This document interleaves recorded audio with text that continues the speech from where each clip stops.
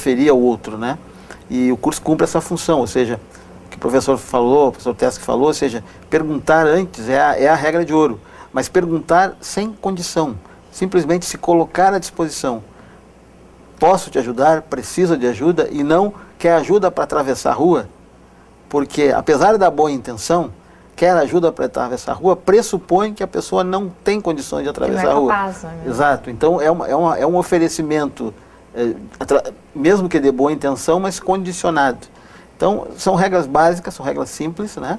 A gente também trabalha entendendo como que é a questão das pessoas com deficiência física, dos surdos, dos cegos, das pessoas com deficiência intelectual, e cada um tem a sua especificidade. Mas a regra de ouro para todas, sem dúvida, é perguntar antes e se colocar à disposição. E também as formas de tratamento são importantes, a terminologia, a nomenclatura ser utilizada. Tudo que nós fazemos está, digamos assim, eivado de conteúdo, né? Neutralidade não existe, tudo tem significado. Então, quando a gente usa uma expressão ou outra, essas expressões estão prenhes de significado.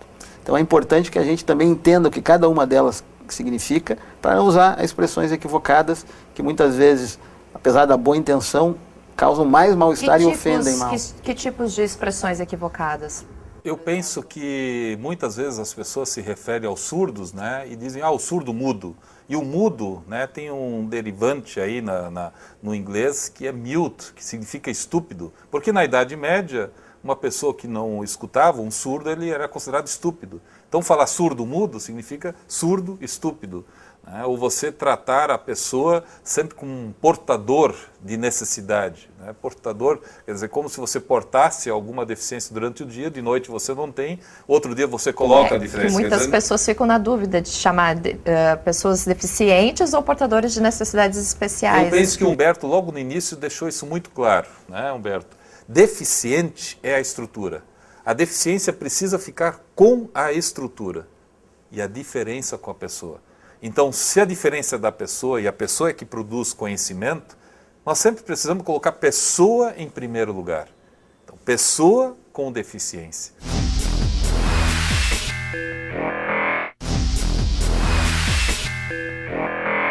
Prédio 11 está de volta e hoje a entrevista é com o diretor do IPESA, Otmar Teske, e com o coordenador do Comitê de Acessibilidade da UBRA, Humberto Lippo. Então, como nós estávamos falando antes, que outros cursos são oferecidos aqui na UBRA na área de acessibilidade? Bem, além do curso de abordagem, né, que cumpre esse importante papel que a gente já referiu, nós temos também os cursos de Libras, né, da língua brasileira de sinais, surdos, temos cursos de intérpretes de Libras, temos a disciplina de Sociologia da Acessibilidade nos cursos de Ciências Sociais no EAD. Formação de professores também na área da... Que é uma ação inédita nossa aqui da UBRA, né? Ou seja, até onde a gente tem referência, não tem similar aqui no país, né? E temos também, brevemente, está no prelo aqui pela nossa editora, o livro Sociologia da Acessibilidade, né? Que vai exatamente colocar mais, digamos assim, mais embasado teoricamente toda essa discussão, né? A gente espera que já no início do próximo ano a gente tenha disponibilizado esse livro. E temos também... todo o trabalho da parte arquitetônica da universidade, né? Algumas conquistas importantes, como, por exemplo, adequar os espaços, né? Aqui mesmo, no prédio 11, quase um protótipo, né, de colocar todos no mesmo nível. Você não tem mais o degrau, não precisa mais colocar a rampa, né, porque a ideia da acessibilidade é tornar todos os espaços acessíveis.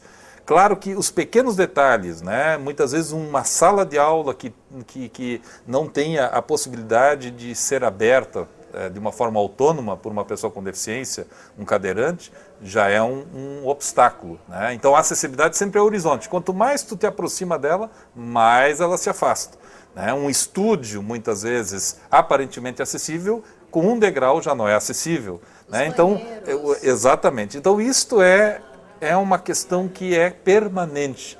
Então, como é que a gente constrói isso, né? É conversando com os nossos estudantes, só que não basta só conversar.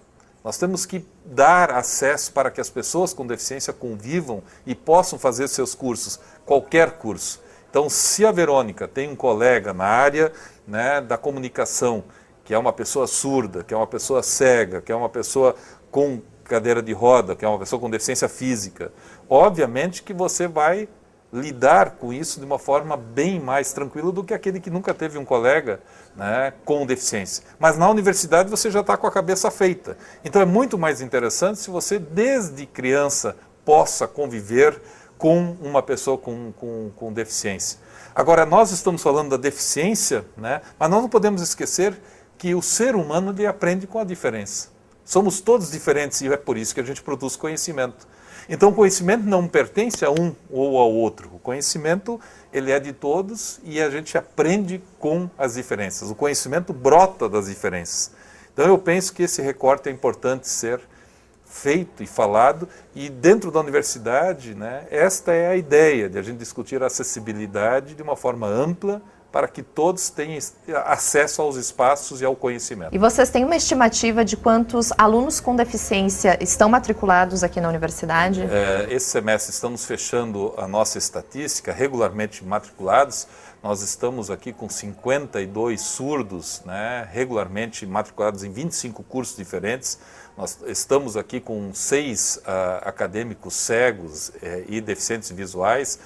A gente tem 2 alunas com deficiência intelectual, né? Uma com síndrome de Down, né? A gente tem vários outros acadêmicos, né, com deficiências, digamos assim, físicas temporárias, e temos um semestre que isso vai mudando, quer dizer, toda hora você vai encontrar um colega que precisa utilizar, né, uma muleta, precisa usar uma cadeira de roda, e todos esses colegas também são, né, acadêmicos que precisam ter e serem abordados com cidadania. Infelizmente, os espaços não são acessíveis, né? Pois não, Humberto? Não, é que além dos acadêmicos, nós temos também atualmente cerca de 127 colegas, funcionários com deficiência, distribuídos também em diversas áreas aqui, administrativos, enfim, várias áreas aqui da universidade. E a ideia é que ainda precisamos mais do que dobrar esse número para atingirmos o mínimo legal, né, exigido por lei. E o que tu pensa, Humberto, a respeito dessas cotas, né, que tem que ter nas empresas, enfim, o que tu pensa a respeito disso? Eu acredito que são... Comitê que também, né? Exatamente. Eu acho que as cotas é um mal necessário. Ou seja, idealmente não seria preciso haver cotas, né? Ou seja, idealmente, num plano perfeito, as pessoas deviam ter condições iguais de competir, de se prepararem, de se formarem, de se qualificarem. Entretanto, na vida real, concreta, não é assim. As barreiras arquitetônicas, o preconceito social, a exclusão, faz com que grande parte da população com deficiência fique alijado da escola regular. Portanto, eu próprio, né, aos 9 anos de idade, quando adquiri a deficiência física, fiquei paraplégico, tive que sair da escola onde eu estudava, perdi todo o primeiro e segundo grau, só voltei para fazendo supletivo, ou seja, esse tempo e essa lacuna, ela de fato cria uma dificuldade muito grande na vida da pessoa. Portanto, a cota vem reparar digamos assim, um prejuízo social. Se a sociedade não oferece igualdade de oportunidades, ela tem que, de alguma forma, reparar isso. Mas, idealmente, é que, com o tempo, a gente consiga eliminar as causas da desigualdade e fazer com que essa necessidade de reparação desapareça. Mas isso é para um futuro. Atualmente, é necessário, sim. A gente defende as cotas. Então, professor Humberto, qual é o papel do comitê aqui dentro da universidade?